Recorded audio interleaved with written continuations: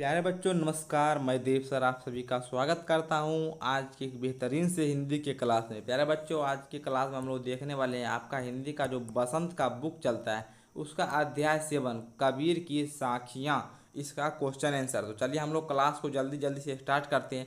जो भी बच्चे इस अध्याय को नहीं पढ़े तो माई एप्लीकेशन आपको डिस्क्रिप्शन में लिंक होगा, वहाँ से जाके हमारे बैच में जुड़ के आप लोग पढ़ाई कर सकते हैं, ठीक है ना। अब देखिए अगर कोई बच्चा ऐसे जिसको क्वेश्चन हमसे पूछा है कुछ क्वेश्चन सर आप कहाँ से किस तरह से कोई क्वेश्चन, आप लोग इंस्टाग्राम पे हमको फॉलो कर सकते हैं। आपको लिंक डिस्क्रिप्शन बॉक्स में दिया गया है, या फिर लिखिएगा आदित्य देव सर ADITYA आदित्य DEV देव SIR सर लिखिएगा तो आपको आ जाएगा मेरा आईडी। वहाँ से आप लोग जाके फॉलो कर सकते हैं, क्वेश्चन पूछ सकते हैं, ठीक है ना। चलिए हम लोग क्वेश्चन सर देखना शुरू करते हैं। चलिए प्रश्न अभ्यास देखिए प्यारे बच्चों, हम लोग प्रश्न अभ्यास शुरू करते हैं। आप लोग जो भी बच्चे एक बार मैं बताना चाहूँगा, सारे बच्चे यहाँ पे जितने भी जुड़े हैं सारे बच्चे सब्सक्राइब करके लाइक कर लीजिएगा, ठीक है। देखिए पाठ से पहला क्वेश्चन है, तलवार का महत्व होता है मयान का नहीं। यानी कि तलवार जो है उसका महत्व होता है, लेकिन मयान यानी कि जो खोला है जिसमें तलवार रहता है उसको मयान बोलते हैं, उसका अर्थ नहीं। उक्त उदाहरण से कबीर क्या कहना चाहते हैं स्पष्ट कीजिए। उसका उत्तर आप लोग लिखिएगा।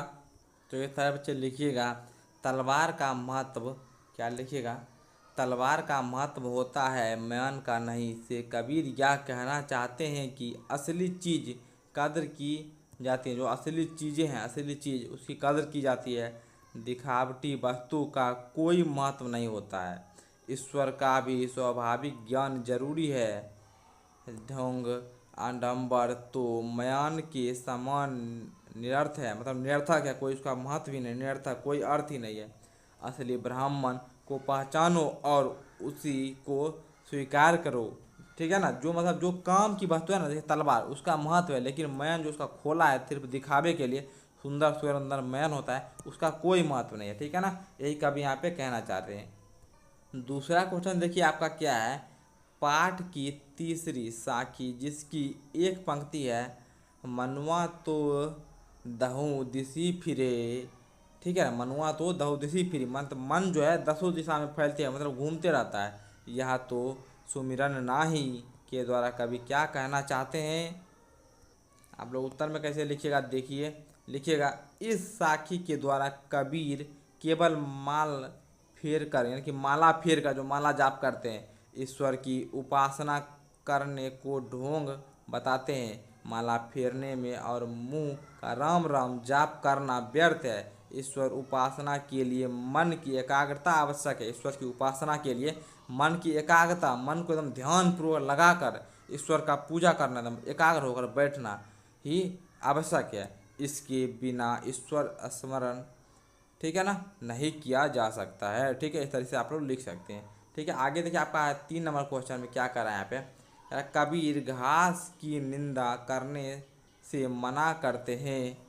कबीर के दोहे में घास का विशेष अर्थ क्या है और कबीर के उक्त दोहे संदेश क्या है, ठीक है ना। आप लोग क्या लिखिएगा, लिखिए कबीर अपने दोहे में उस घास का निंदा करने से मना करते हैं जो हमारे पैरों के तले होते हैं।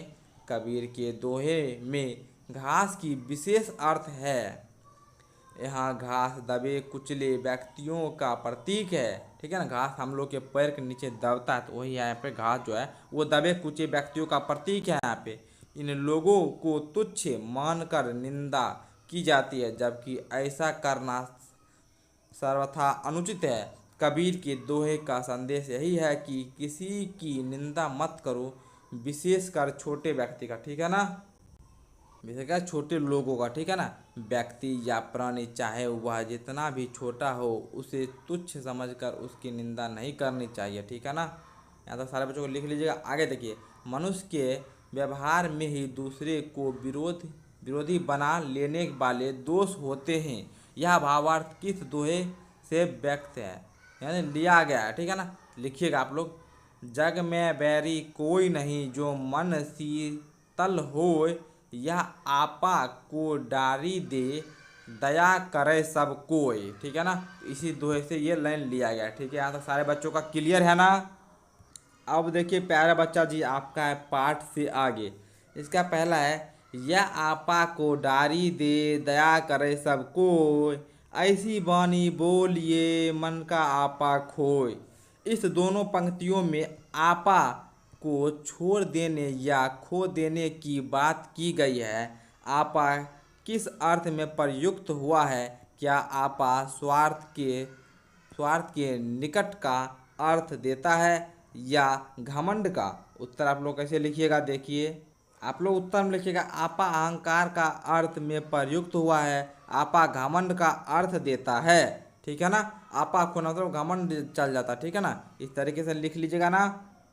आगे देखिए आप लोग दो में, आपके विचार में आपा और आत्मविश्वास में तथा आपा और उत्साह में क्या कोई अंतर हो सकता है? स्पष्ट कीजिए।